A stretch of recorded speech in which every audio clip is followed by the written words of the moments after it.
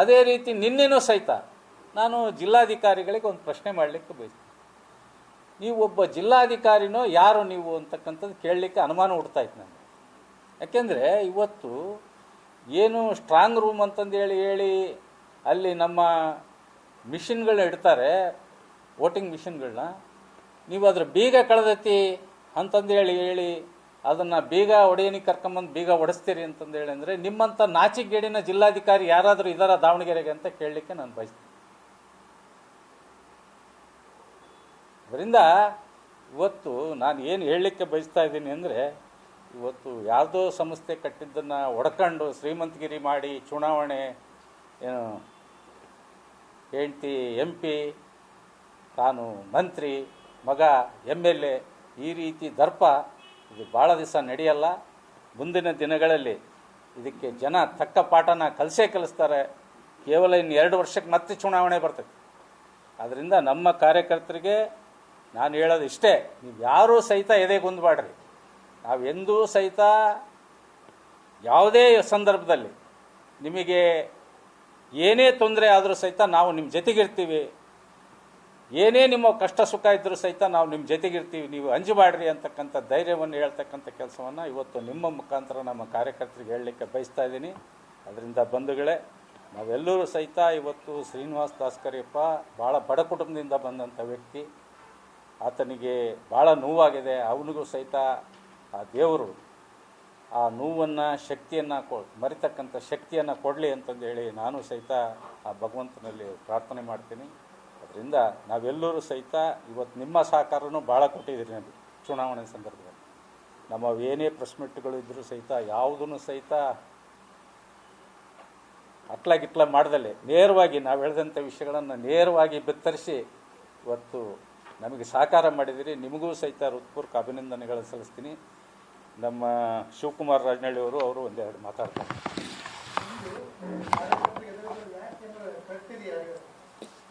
Sir, threat ಇಲ್ಲ.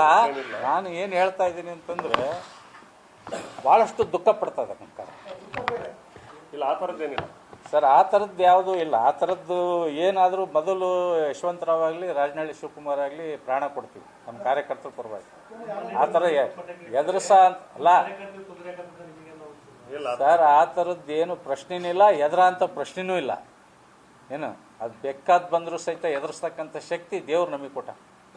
ಏನು ಅದು ಎಂಥದೇ ಸಂದರ್ಭ ಬರಲಿ, ಏನು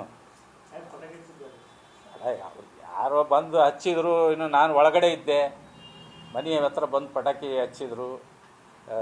ನಾವು ಪಟಾಕಿ ಸೌಂಡ್ ಆದಮೇಲೆ ಹೊರಗೆ ಓಡಿ ಬಂದು ಅಷ್ಟೊತ್ತಿಗೆ ಅವರು ಕೂಕಂತ ಓಡಾಕತ್ತಿದ್ರು. ನಮ್ಮ ಬನ್ನಿ ಬಾಗಿಲಿಗೆ ಒಂದು ಹಚ್ಚಿದ್ರು ಸರ್. ಅದನ್ನೇ ಯಾರು ಒಬ್ಬ ರಿಟರ್ನಿಂಗ್ ಆಫೀಸರ್ ಇಲ್ಲ, ಆತ ಏನಾದರೂ ಕೆಲಸ ಇದ್ದರೆ ಅಲ್ಲಿ ಯಾರಾದರೂ ಒಬ್ರು ಬಿಟ್ಟು ಹೋಗ್ಬೇಕಲ್ಲ, ಅವ್ರು ಅಸಿಸ್ಟೆಂಟ್ ಆದರೂ ಬಿಟ್ಟು ಹೋಗ್ಬೇಕು. ಏನು ಕಂಪ್ಲೇಂಟ್ ಬಂದರೆ ಇವತ್ತು ಚುನಾವಣೆ ನಡೀತಾ ಇತ್ತು, ಚುನಾವಣೆ ದಿವಸ ಸಹಜವಾಗಿ ಬರ್ದೇ ಬರ್ತಾವೆ ಕಂಪ್ಲೇಂಟು. ಇಲ್ಲ ಅಲ್ಲಿ ಬೂತ್ ಕ್ಯಾಪ್ಚರಿಂಗ್ ನಡೀತಾ ಐತಿ, ಇಲ್ಲಿ ಅಥವಾ ಏನೋ ಒಂದು ತೊಂದರೆ ಆಗೈತಿ, ಅಥವಾ EME ಮಿಷಿನ್ ಅಲ್ಲಿ ಕೆಟ್ಟು ನಿಂತೈತಿ, ಈ ಥರದ್ದು ಏನಾದರೂ ಒಂದು ಕಂಪ್ಲೇಂಟ್ ಬಂದೇ ಬರ್ತತ್ತಲ್ಲ, ಅವಾಗ ಇರ್ಬೇಕಲ್ಲ ರಿಟರ್ನಿಂಗ್ ಆಫೀಸರ್ ಆತ ಬಾಗ್ಲಕ್ಕಂಡು ಯಾವುದೋ ಕಾರ್ಯಕ್ರಮಕ್ಕೆ ಹೋಗಿದ್ದೀನಿ ಅಂತಂದು ಹೇಳಿ 6 ಗಂಟೆ ಆದರೂ ಸಹಿತ ಬರಲ್ಲ ಅಂದರೆ ನೀವು ಯಾರಿಗೆ ನಾವು ಕಂಪ್ಲೇಂಟ್ ಮಾಡಬೇಕು? ಒಬ್ಬ ಪೊಲೀಸ್ ವರಿಷ್ಠಾಧಿಕಾರಿ ಹೇಳ್ತಾರೆ ನೀವು ಲೊಕೇಶನ್ ಹಾಕ್ರಿ ಮಂತ್ರಿದಂದು. ಯಾಕಂದರೆ ಮಂತ್ರಿ ನಂಬರ್ ಇಲ್ವ, ಅಂದರೆ ಜಿಲ್ಲಾ ಮಂತ್ರಿ ನಂಬರ್ ಇಲ್ವ ಅವ್ರ ಹತ್ರ? ಪೊಲೀಸ್ ವರಿಷ್ಠಾಧಿಕಾರಿ SP ಅವ್ರ ಹತ್ರ ಹೇಳ್ಬೋದಲ್ಲ ಫೋನ್ನಲ್ಲೇ, ಏನು ರೀ ಸರ್ ನೀವು ಈ ರೀತಿ ಬಂದು ಇಲ್ಲಿ ಚುನಾವಣಾ ಅಕ್ರಮ ನಡೆಸಕ್ಕೆ ಬಂದಿರೋ ಏನು, ಯಾಕೆ ಇಲ್ಲಿ ಬಂದಿದ್ದೀರಿ, ನೀವು ಬರ್ಕೊಡ್ದು ಈ ಜಾಗಕ್ಕೆ ಅಂತಂದೇಳಿ ಹೇಳ್ಬೇಕಲ್ಲ. ಇದು ಜಾಣ ಕುರುಡು ನಾಟಕ ಇದು ಹೇಳೋದು.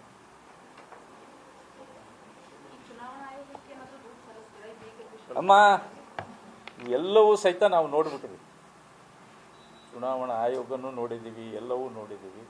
ಆದ್ದರಿಂದ ನಾವು ಜನತೆ ಮುಂದೆ ಹೋಗ್ತೀವಿ ಹೊರತು ಮುಂದಿನ 2 ವರ್ಷ ನಿರಂತರ ಹೋರಾಟ ಮಾಡ್ತೀವಿ. ಇದು ಏನಂತ ಈಗ ನೋಡಿದ್ರಲ್ಲ ಜೀವರಾಜ್ದು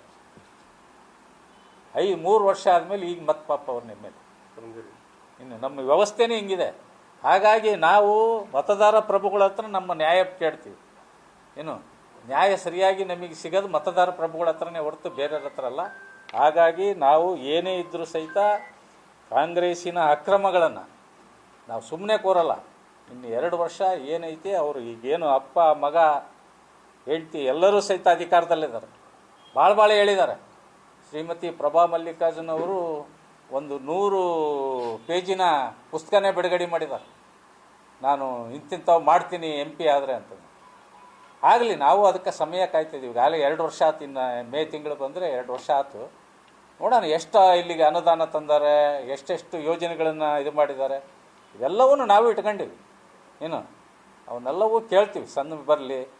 ಭಾಳಷ್ಟು ಹೇಳಿದ್ದಾರೆ. ಏನೋ ಅಮೇರಿಕದಾಗ ಓದಿ ಬಂದಿದ್ದಾರೆ ನಮ್ಮ ಸಮರ್ಥವರು, ಇಡೀ ಅಮೇರಿಕನೇ ಮಾಡಿಬಿಡ್ತಾರೆ ದಾವಣಗೆರೆ ದಕ್ಷಿಣ ಕ್ಷೇತ್ರ ಅಂತಂದು ಹೇಳಿಂದು ಏನು ಆಶ್ವಾಸನೆ ಕೊಟ್ಟಿದ್ದಾರೆ. ನೋಡ್ತೀವಿ ನಾವು. 2 ವರ್ಷ ಏನು, ಈಗ ಅವರಪ್ಪ ಮಂತ್ರಿಯಾಗಿ 3 ವರ್ಷ ಆದರೂ 1 ರೂಪಾಯಿ ವಿಶೇಷ ಅನುದಾನ ತರಕ್ಕಾಗಿಲ್ಲ. ಚುನಾವಣೆ ಗಿಮಿಕ್ಕಿಗೋಸ್ಕರ ಮೊನ್ನೆ 100 ಕೋಟಿ ಬಿಡುಗಡೆ ಮಾಡ್ಯಾರ ಅಂತೇಳಿ. ಏನು ಇಲ್ಲಿವರೆಗೂ 1 ರೂಪಾಯಿ ವಿಶೇಷ ಅನುದಾನ ತರಕ್ಕಾಗಿಲ್ಲ ಜಿಲ್ಲಾ ಮಂತ್ರಿ ಅವರು. ಏನು ಈಗ ಮೊನ್ನೆ ಚುನಾವಣೆ ಗಿಮಿಕ್ಕಿಗೋಸ್ಕರ 100 ಕೋಟಿ ಬಿಡುಗಡೆ ಮಾಡಿದ್ದಾರೆ ಅಂತ. ಹಾಗಾಗಿ ಈತ ಏನೇನು ಭಾಳ ವಿದ್ಯಾವಂತ. ನಾವು ಯಾರೂ ಸಹಿತ ನಾವೆಲ್ಲ ದಡ್ರು. SLC ಮೇಲೆ ಯಾರೂ ಓದಿಲ್ಲ ನಾವು. ನಾನು ಹೇಳೋದು ನೋಡೋಣ, ವಿದ್ಯಾವಂತ ಎಷ್ಟೆಷ್ಟು ಅನುದಾನ ತರ್ತಾನೆ, ಎಷ್ಟೆಷ್ಟು ಮಾಡ್ತಾನೆ. ಮಾಡಲಿ. 2 ವರ್ಷ ಅವ್ರಿಗೂ ಅವಕಾಶ ಕೊಟ್ಟಿದ್ದಾರೆ ಜನತೆ. ನಾವು ಸ್ವಾಗತ ಮಾಡ್ತೀವಿ. ಕೆಲಸ ಮಾಡಲಿ. ಕೆಲಸ ಮಾಡಿದ್ರೆ ನೋಡೋಣ ಮುಂದೆ. ಸರ್ ಈಗ ಒಳ್ಳೆ ಕೆಲಸಕ್ಕೆ ಯಾವಾಗಲೂ ಸಹಕಾರ ಮಾಡ್ತೀವಿ ನಾವು. ಯಾವಾಗ ಅಕ್ರಮ ನಡೀತದೆ ಅದನ್ನು ಯಾವಾಗಲೂ ಸಹಿತ ಎಳೆಯಾಗಿ ಬಿಚ್ಚಿಡ್ತೀವಿ.